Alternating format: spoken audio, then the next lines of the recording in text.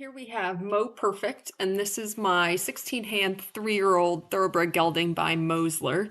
And he is here after having done a tendon several months ago, and he's been fully rehabbed, and he is with me. He's getting back into work, and he is here to find himself his next person and his next chapter in life. So this is his third or fourth ride now, and it is super crazy hot in Maryland. We're having this insane heat wave, as I'm sure most of the country is.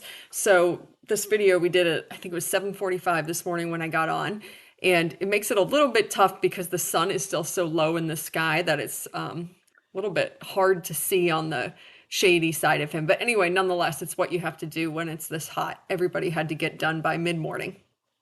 This ride took less than 20 minutes. We actually could have been done in like 10 minutes or less, except that Billy was on double duty doing pictures and video. But anyway, it was short and sweet. He was a very good boy and got it done very quickly for us.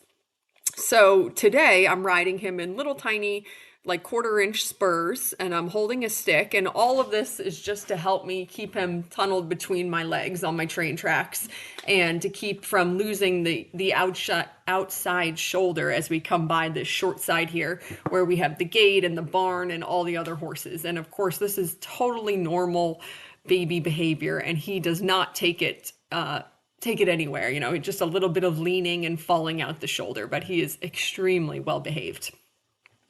So the other thing that we're working on, of course, is we're just trying to start to develop the contact, and he's quite good. I mean, obviously, he comes up a little bit, he comes down a little bit. He's not all the way through most of the time, but he's not against the contact, and he's very willing to give it a go. So even though he makes mistakes, that's just part of the learning curve of figuring this out. And I actually think he's quite easy about it because he has no qualms about trying to do what it is that I'm asking of him. So our right leg canter transition, for whatever reason, it was like a long run-on sentence, and I ended up having to tap him with the stick, and normally I would have gone back and done it again to get a little bit more prompt canter transition, but it's just too hot for that, so we just left it as it is. It took me like one long side to get him organized, and then we had our little canter around to the right. He's very equal in his canter both directions. And when we went to the left, you'll see I made sure that we did a better, more crisp canter transition, and it was much better.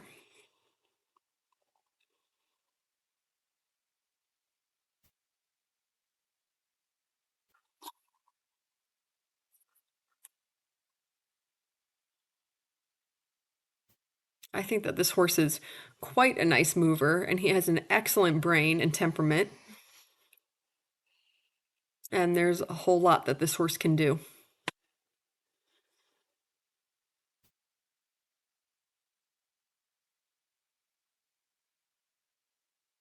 Thought he gave me some really nice steps here. The last time I rode him, or I shouldn't say that, the last time we took video, which was his first ride, I remember thinking that I thought he was maybe a little bit better to the right and more connected to the right.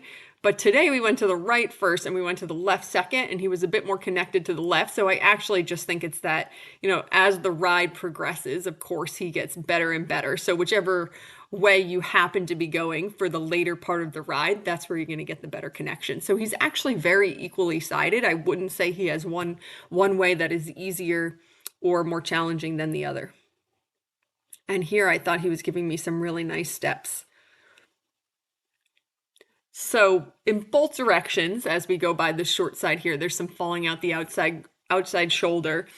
And so here you'll see when he gets like a little behind the vertical, and I'm trying to push him off that outside shoulder. Actually, that was better. That was a lot better. The time before that, we were having a little discussion about my outside aids and getting up around that corner, and he got a little bit behind the vertical. Here he's just a little bit low. There we go. That's better. I would prefer, yeah, I think this is quite nice here. I would prefer that if they're going to be a little above or a little below, that they be a little above. But of course, sometimes it's just they're not strong enough, and they're going to go every place with it and see how it feels.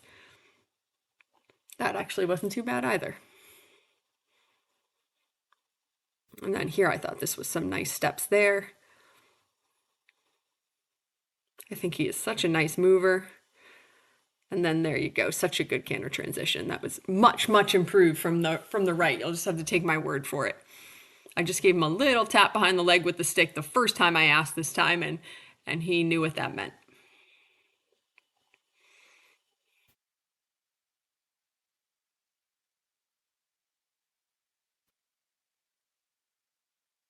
He's not quite strong enough yet for me to go full sitting in the tack and really to use my seat in the canter, but I am starting to sort of half seat it, so I'm lightly in the tack. I'm sort of hovering in the saddle, maybe putting a little bit more pressure in my seat for a stride or two at a time, and he's doing well with that. It won't be long before he is strong enough through his back to do a full-on sitting canter, which of course will help his canter immensely, but it takes the time that it takes.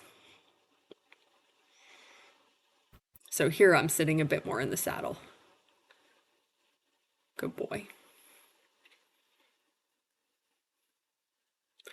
So that was our ride. I'm really proud of him. He's coming along like you would hope a well-brained 3-year-old would come along. And he's a very, what's the word for it? He's just very kind in the fact that, I'm not lunging him before I'm riding him. You can get on and take a walk around the ring for however long you want before you start getting to work, really. He's just very easygoing in his mindset. So there's some walking here and then a bit of cross ties on the ground in the last minute of the video.